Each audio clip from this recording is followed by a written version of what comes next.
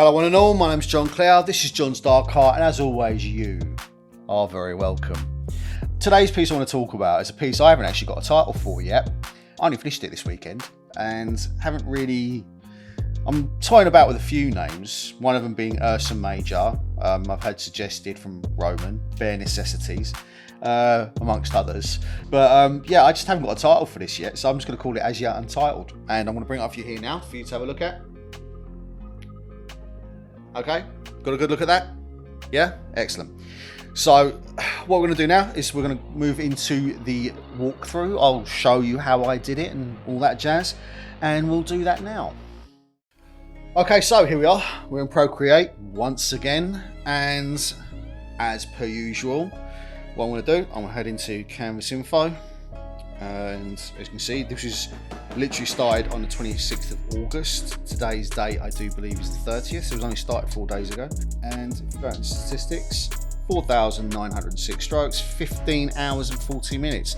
It's quite an involved piece considering it's only like one major figure within the artwork. So, you know, I think it was quite involved, and this is a piece I kind of took my time with and actually enjoyed the process of doing, because this was actually suggested. I was sitting down while doing a Twitch stream, kind of looking through Pinterest, looking for ideas. One of the guys on my Twitch stream, who refer to themselves as Only Thank Yous, suggested, why don't you draw a bear? Actually, yeah, why not? It'd be something a bit different. Now, I have drawn bears in the past. I drew them as part of a series I call the 7 Deadly Sins, which we may do videos about in the future. But one of the bears I drew this panda bear. The reason why it was called Sloth is because I keep thinking back to the quote from in Fight Club, what Tyler Durden says, that he would put a bullet in the bear of every animal. So he would put actually, you know what, rather than me butchering it, it's actually in the time-lapse replay. So let's just have a look at that. Time-lapse replay. I wanted to put a bullet between the eyes of every panda who wouldn't screw to save his species. Fight Club, Chuck Palahniuk. There you go.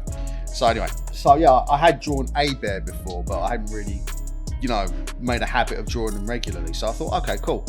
It'd be something a little bit different. It's something I haven't really done all that much before. So I thought, okay, great, let's do something a bit different. Let's draw a bear. So let's go into the time-lapse replay.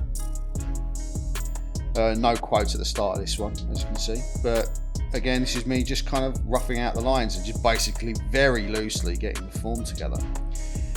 And then the long, tedious work of getting details in. So let's punch in a little bit and scroll along. And a lot of this was kind of going backwards and forwards. That's generally what I was doing quite a lot of, you know. Because I said this before, it's like you don't want to stay in one area too long.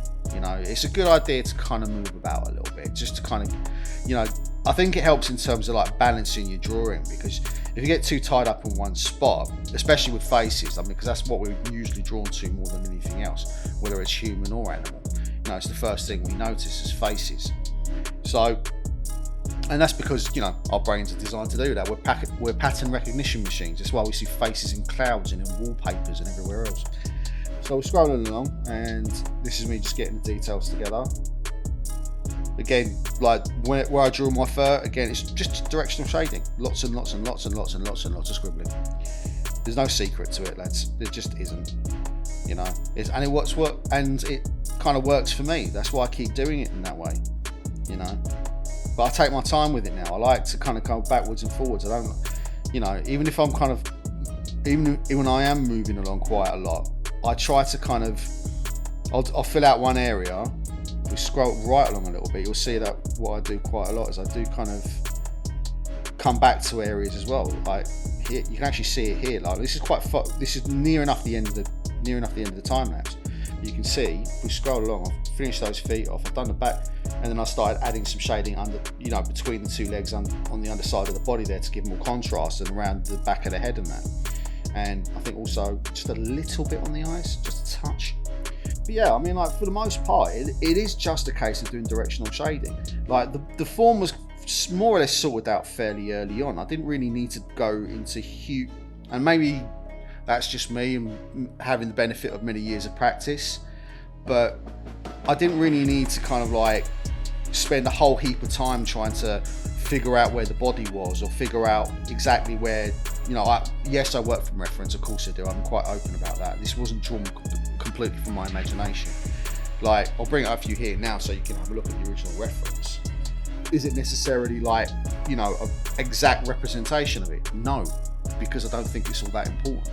You know, I'm not drawing someone's pet. I'm not drawing someone who, you know, you do have a little bit more of artistic freedom. You can stray away, like for instance, the fact that I white out the eyes, the fact that, you know, maybe the head is a little bit too big in relation to the body or whatever else, to give a little bit more impact. The reason why I like whiting out the eyes or doing something different with the eyes, as I said before, I like there to be something of a supernatural aspect to what I'm drawing. And it's something I'm doing a lot more lately, and I think it's something I will do a lot more of in the future, because for me, like, these aren't just drawings of animals, they're ciphers. They're, you know, because we tend as human beings in our myths and our stories, you know, whether they be wolves, bears, snakes, you know, there's, you know, the snake in the Garden of Eden that tempted Eve to eat the apples of knowledge, or, you know, Fenrir, the giant wolf who kills Odin at the end of Ragnarok, or in the case of the bear, Goldilocks and the Three Bears. You know, we always have these like ciphers within our stories that usually have some sort of attribution to them, both positive and negative. I mean, I always find it funny that we see bears as being these cuddly animals when really they're absolute killers. They're savages, you know. I mean, you don't get to 1,000 pounds with teeth like that without, you know, killing a few things. So, but yeah, I thought it was interesting. And not only that, the one thing I quite liked about this as well, before we get into the rounding out and I start kind of eulogising, is that this was entirely done while I was Twitch streaming. It came directly from my Twitch streaming because of Only Thank You suggestion. And it was kind of cool seeing that interaction and people coming in and, you know, not necessarily like giving me pointers. They might well-meaningly give me pointers or give me some suggestions along the way. But for the most part, it's just not nice to have there being a communal element to this drawing, you know, that it wasn't all from me. There were other people involved in it, and there was while not a complete collaborative process, there was a degree of collaboration involved, and I quite like that. And the one thing I also wanted to emphasise was those bloody claws. I mean, you know, have you seen bear claws? They're terrifying. So yeah, I mean, they're terrifying animals in general. So anyway, that's As Yet Untitled, and I think now is the point where we round this out. So let's do that now. Okay, so that was As Yet Untitled. Quite happy with it, actually. So happy that I'm going to put it up on my website, www.johnsdarkart.com. It'll be available as usual, 2 sizes, A3, A4, 2 prices, 75 and 45 euros. So if you like what we do, you want to help us support the channel, and fancy picking yourself up a print, head over to www.johnsdarkart.com. Thank you very much. Okay, so when it comes to this piece, I'm pretty proud of it, actually. I think it works quite well. 15 hours work over the course of a few days. I think it turned out pretty well, all in all. The fact that Only Thank Yous, God bless your art, suggested drawing a bear, I thought was quite interesting, because it added an element of collaboration to what I'm doing, which I think only could have been really achieved while Twitch streaming, you know? The one thing I like about streaming on Twitch is right now, after a few months of basically, you know, shouting into the void, so to speak, there is now all of a sudden the core nucleus of a community that's starting to grow, and that is really lovely, actually. You know, sometimes it's lively, sometimes it's not so lively, sometimes we have meaningful conversations, sometimes we have the crack and tell really inappropriate jokes, but it's something that I really do enjoy, you know. And I think it's benefited my art in a couple of ways. I mentioned this like way back when we first started doing this, that the one thing I love about Twitch streaming is that it gives me a set time to sit down, get on with doing some drawing. But also I found as time has gone on that now that people know where to find me and when I'll be there, that they tend to be there. You know, whether they're lurking in the background or whether they're actively participating, and I think it's fantastic. I think streaming is a technology and a platform that I don't think has even come close to realising its potential yet. You know, the fact that I didn't realise until I think last year, that there's people on Twitch and on other streaming platforms, YouTube, there's Kick, Rumble, there's a few others as well. It's not just people playing video games or people gambling or people being obnoxious and shouting. There are people out there who are just wanting to be creative and share it with the world, and I think that's really cool, and I think that's the same with any social media platform. Like the way I tend to use TikTok and Instagram, I tend to use those mainly to show the work once it's complete, and because of their preference for video, I tend to upload the time lapses as reels on there, and sometimes I get some people looking at it, sometimes I get nobody looking at it, because for whatever reason I can't seem to get the traction at the moment. Whether it's because I'm not doing it regularly enough or not, I don't know, because I don't understand algorithms at all. Also, like with YouTube, the one thing I love about this is I get to sit down and explain why I'm doing what I'm doing and how I'm doing what I'm doing, and that for me is actually like a lovely thing to do, just to be able to sit down with a camera pointed at me and just ramble my way through my creation of the piece and maybe share some thoughts at the end. And I think these platforms, they still have room to grow, and I think there's still potential for people to come on and do well for themselves. Now, is everyone going to be a Mr. Beast? No. Do I think that John's Dark Art will ever get to that level? Absolutely not. But if we can get a core community that are interested in my work and interested not just what I'm doing, but what Roman's doing as well, my collaborator and co-creator, shall we say, that in of itself has value. And obviously you've got the website. There's on my website, there's a gallery of all my work that I've done over the last few years. And if you're interested, you can pick yourself up a print. And if you're not, you can just go in and have a look and then go away again. It's entirely up to you.